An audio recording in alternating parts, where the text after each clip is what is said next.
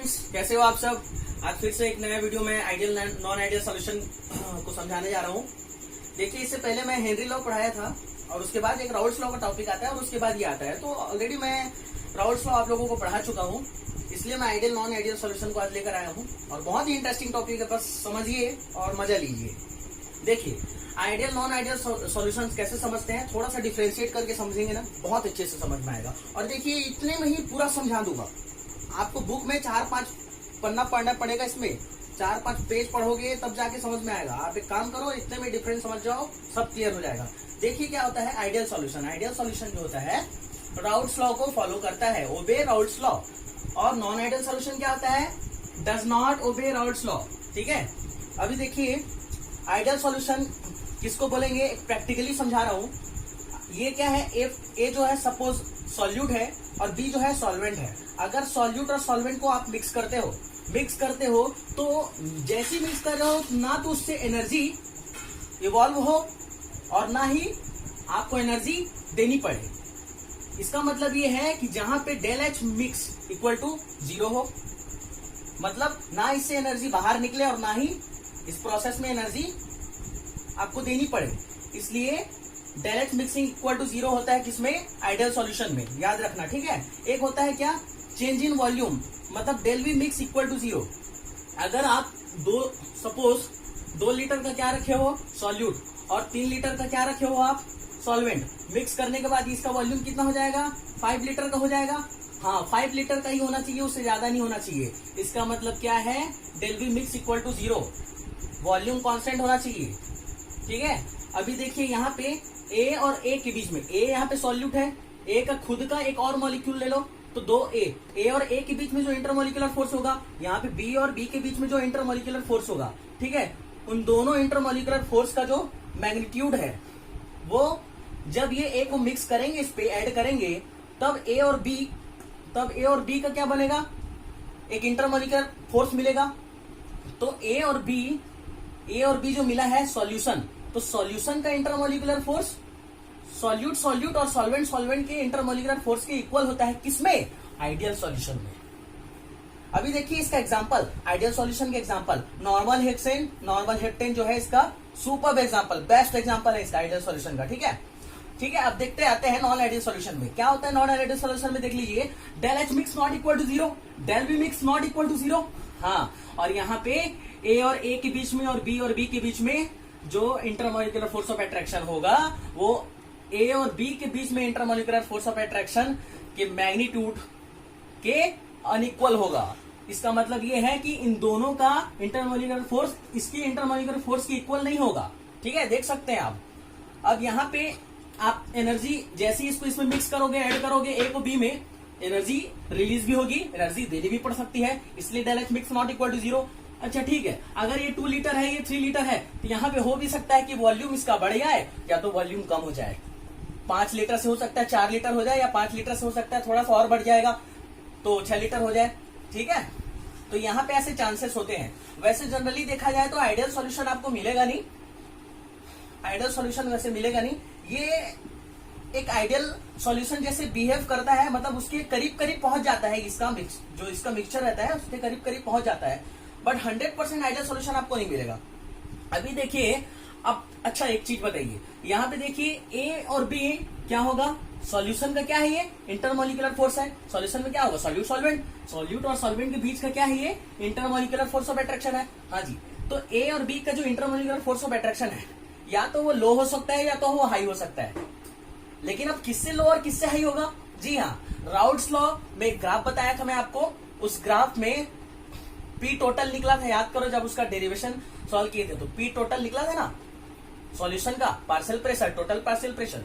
ठीक है, तो अभी देखो यहाँ पे इंटरमोलिकुलर फोर्स ऑफ अट्रैक्शन जो है नॉट इक्वल टू लिख रहा है, ए का बी के साथ में, ए बी के साथ में नॉट इक्वल टू है। नॉट इक्वल टू है मतलब इक्वल नहीं है। अगर इक्वल नहीं है तो क्या हो सकता है, ए और बी के बीच का इंटरमोलिकुलर फोर्स या तो ज्यादा हो सकता है या तो कम हो सकता है ना। अच्छा देखिए, अगर कम होता है, इन दोनों के बीच का इंटरमोलिकुलर फोर्स अगर लो है तो क्या होगा, इजिली एस्केप्स। मतलब अगर बताओ मेरे को, ए और बी का इंटरमोलिकुलर फोर्स ऑफ अट्रैक्शन अगर वीक होगा या फिर लो होगा, तो थोड़ा सा हीट करो, थोड़ा सा बॉइल करो, क्या हो जाएगा, स्केप्स हो जाएगा, कंटेनर से बाहर हो जाएगा, मतलब वेपोराइज हो जाएगा, इजिली फॉर्म्स वेपर। होगा कि नहीं होगा? अरे अगर दो पार्टिकल के बीच में suppose intermolecular force of attraction, दो पार्टिकल के बीच में इंटरमोलिकुलर फोर्स ऑफ अट्रैक्शन अगर लो है तो क्या करेगा, वेपर का फॉर्मेशन बहुत आसानी से होगा और वहां बहुत ज्यादा वेपर का फॉर्मेशन होगा, क्योंकि बॉन्ड वीक है ना। ये बॉन्ड को शो कर रहा है, देखो एरो, तो बॉन्ड लो मतलब ये क्या है, इंटरमोलिकुलर फोर्स ऑफ अट्रैक्शन अगर लो होगा तो वेपर प्रेशर उसका ज्यादा होता है।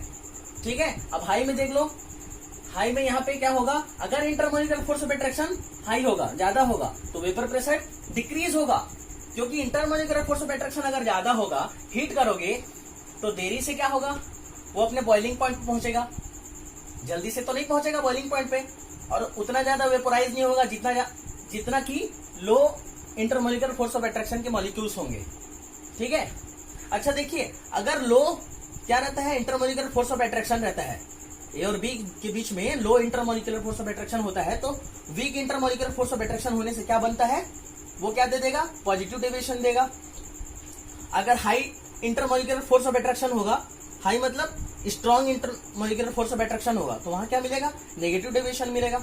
देखिए समझते हैं पॉजिटिव डेविएशन होता क्या है। वेपर प्रेशर और मोल फ्रैक्शन के बीच में एक ग्राफ है जो आपको दिखाई दे रहा होगा। सबसे पहले ध्यान दीजिए ये डॉटेड, सबसे पहले ध्यान दीजिए ये डॉटेड जो दिख रहा है ना यहाँ पे, ये डॉटेड ग्राफ को, अरे ये डॉटेड ग्राफ है क्या, सिंपल यार, ये तो राउल्ट्स लॉ का ग्राफ है।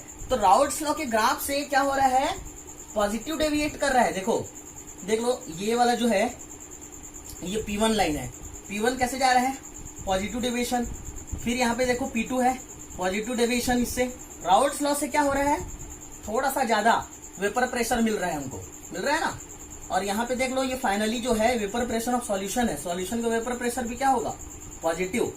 अगर नेगेटिव होता तो इस लाइन से क्या होता, नीचे, जैसे यहाँ पे देखने को मिलेगा। देखो यहाँ पे क्या हो रहा है, नेगेटिव डेविएशन में, नेगेटिव डेविएशन में ये देख सकते हैं, ये जो P1 है, ये जो P1 है और ये P2 है, इसके नीचे से देखो लिया गया है, ग्राफ लिया गया है ना, और ये total vapour pressure of solution है, इसके नीचे से लिया गया है, इसके ऊपर थोड़ी ऐसा गया है, नीचे से गया है। इसका मतलब राउल्ट्स लॉ से कम है इसका वेपर प्रेशर, इस सॉल्यूशन का वेपर प्रेशर राउल्ट्स लॉ के वेपर प्रेशर से कम है। इस सॉल्यूशन का वेपर प्रेशर देखो राउल्ट्स लॉ के, ये तो राउल्ट्स लॉ का वेपर प्रेशर हो गया, ये वाला डॉटेड वाला, इससे ज्यादा है देखो वेपर प्रेशर इसका। अगर राउल्ट्स लॉ के वेपर प्रेशर से ज्यादा मिलेगा आपको वेपर प्रेशर, तो समझ जाना उस सॉल्यूशन को पॉजिटिव डेविएशन में काउंट किया जाएगा।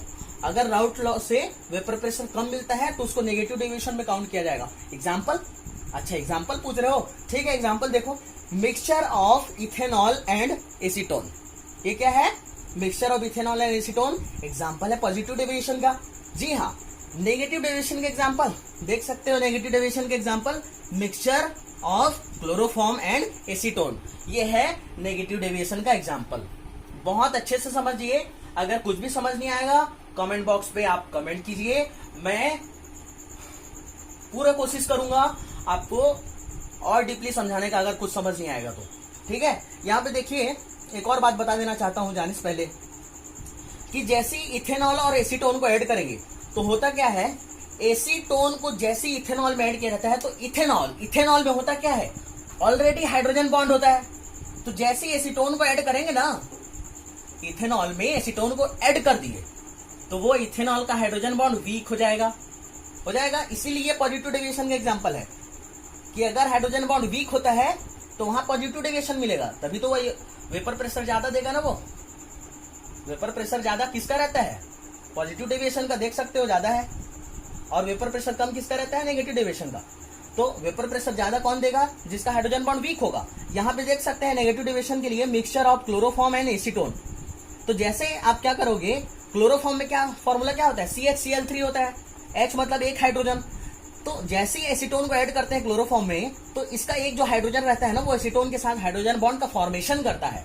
तो यहाँ पे हाइड्रोजन बॉन्ड वीक हो रहा था यहाँ पे, बट नेगेटिव डेविएशन में हाइड्रोजन बॉन्ड का फॉर्मेशन होता है, और नेगेटिव डेविएशन में हाइड्रोजन बॉन्ड का फॉर्मेशन होता है, इसलिए नेगेटिव डेविएशन वाला थोड़ा सा क्या हो जाता है, स्ट्रॉन्ग बॉन्ड बना लेता है, और स्ट्रॉन्ग बॉन्ड बनाता है, इसलिए राउल्ट्स लॉ से इसका वेपर प्रेशर कम होता है, ज्यादा वेपर प्रेशर बना नहीं पाता। बताओ ना, स्ट्रॉन्ग बॉन्ड वेपर प्रेशर ज्यादा थोड़ी देगा, वीक बॉन्ड देगा ना। ठीक है, आई थिंक, आई होप आप लोगों को समझ में आ गया होगा। और अगर समझ में आया है ना तो लाइक शेयर सब्सक्राइब कर दीजिए, थोड़ा मोरल डाउन नहीं होता है और हमको भी थोड़ा कॉन्फिडेंस मिलता है नेक्स्ट वीडियो के लिए। Thank you.